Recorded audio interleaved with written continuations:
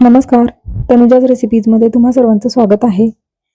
तर आजची जी रेसिपी आहे ना, तर आता उद्या आहे नागपंचमी आणि नागपंचमीसाठी जो प्रसाद लागतो ज्वारीच्या लाह्यांचा, तर तो मी घरी बनवणार आहे. तर अगदी सिंपल रेसिपी आहे. तर त्याच्यासाठी 2 कप ज्वारी घेतली आहे मी आणि 2 ते 3 पाण्याने स्वच्छ धुवून घेणार आहे. तर बघू शकता तुम्ही, पाणी पूर्णपणे क्लीन निघेपर्यंत आपल्याला ते स्वच्छ धुवायचं आहे.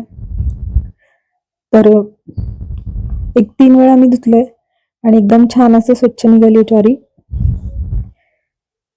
तर चोळून चोळून धुवायचे, म्हणजे त्याला जर काही धूळ वगैरे असेल,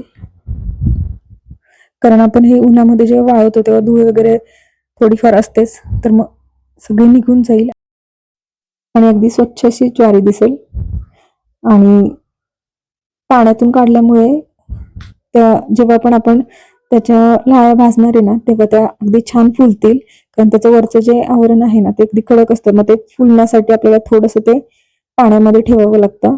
तर म्हणून मी 1 2 ते 3 पाण्याने धुवून एका चाळणीमध्ये, जी पुरणाची चाळण असते पुरण वाटण्याची, तर ती भांड्यावर ठेवून दिली आणि त्याच्यावर मी आता ही ज्वारी जी आहे तर ती थोडीशी पसरवून ठेवते आणि त्यातलं पाणी जे आहे ना ते निथळून घेणार आहे.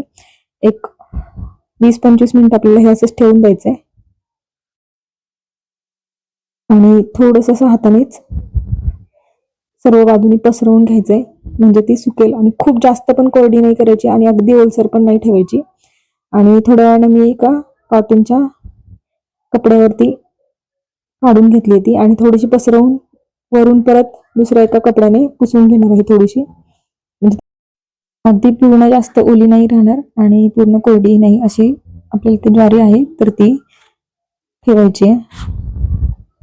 तर बघू शकता तुम्ही, आता ते हातानेच मी पूर्ण त्या कपड्यावर थोडंसं स्प्रेड करून ठेवते आणि एक 5-10 मिनिटातच आपलं जे आहे ना ज्वारी भाजण्यासाठी, लाह्या भाजण्यासाठी अगदी तयार होईल. तर बघू शकता, एक कपड्यावरून टाकते मी आणि त्याने पण थोडंसं पुसून घेते, कारण खालच्या साईडला जी राहिलेली ज्वारी होती ना, ती थोडीशी, त्याला जास्त पाणी होतं. तर बघू शकता तुम्ही. आणि आता लोखंडी कढईमध्ये भाजून घ्यायचे आणि हे मीठ टाकून मी भाजून घेणार आहे, म्हणजे जास्त असे करपले जाणार नाही आणि बऱ्यापैकी चांगल्या भाजल्या पण जातील. तर कढई चांगली गरम झाली की त्यामध्ये मीठ टाकून घ्यायचंय आणि मीठ पण थोडंसं उलटण्याने हलवून घ्यायचंय, म्हणजे संपूर्ण जे मीठ आहे ना तर ते गरम होईल. जितकं मीठ चांगलं गरम होईल ना, तितके जे लाह्या आहेत ना ज्वारीच्या, त्या अगदी छान फुलतात.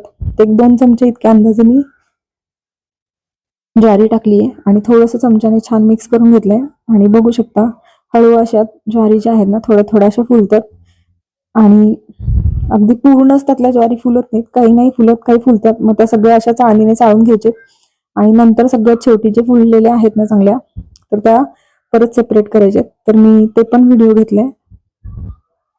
आणि आता ते मीठ आहे ना, तर ते परत कढईमध्ये टाकून थोडंसं गरम करून घेणार आहे आणि परत एकदा 1-2 चमचे ज्वारी आहे त्यामध्ये ऍड करणार आहे आणि थोडंसं असं फिरवून घेणार आहे, मिक्स करून घेणार आहे आणि मग चाळणी ठेवून, कारण ज्वारी ज्या आहेत ना त्याच्या लाह्या जेव्हा फुलतात ना तेव्हा त्या बाहेर उडतात आणि मग ते खूप वाया जातात आणि बाजूने सगळ्या उडल्या जातात. म्हणून मग त्याच्यावर अशी ती जी चाळण होती ना पूर्णाची, तर ती ठेवली होती मी. तर बघू शकता तुम्ही, अगदी छान अशा लाह्या आहेत तर त्या झाल्यात आणि चाळणीने मीठ जे सगळं आहे ना ते चाळून घेते आणि ही पूर्णाची जी जाळी आहे ना त्याच्यावर सगळे घेतलेत. म्हणजे जर काय अजून थोडंसं मीठ वगैरे त्याच्यामध्ये असेल ना, जे या चाळणीने गेलं नसेल, तर ते पण जाईल. आणि अशा चाळल्यामुळे ज्या लाह्या आहेत ना तर त्या हलक्या असतात, त्यामुळे त्या वरती येतील आणि जर काही ज्वारी राहिलेली आहे ना त्याच्यामध्ये तर ती खाली जाईल, म्हणजे आपल्याला ज्वारी आणि लाह्या दोन्ही वेगवेगळ्या करता येतील. तर भरपूर अशा लाह्या आहेत तर त्या झाल्या होत्या. अगदी झटपट रेसिपी होते, खूप जास्तीच्या वेळ लागत नाही. आणि जेव्हा पण आपण त्या लाह्या भाजतो ना तेव्हा गॅसची फ्लेम थोडी फुल ठेवायची, म्हणजे पटकन त्या फुलून येतात, नाहीतर मग ज्वारी करपली जाते.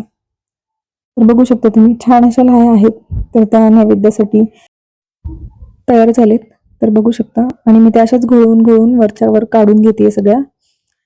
आणि बघू शकता रेसिपी तयार आहे.